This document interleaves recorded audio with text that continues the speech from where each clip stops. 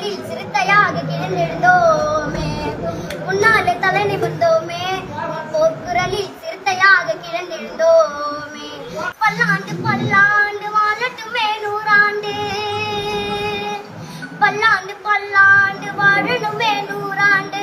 அணைப்பதில் அன்னை நீ என்றான் என்று மேலைகளின் இதயத்திலே மன்னன்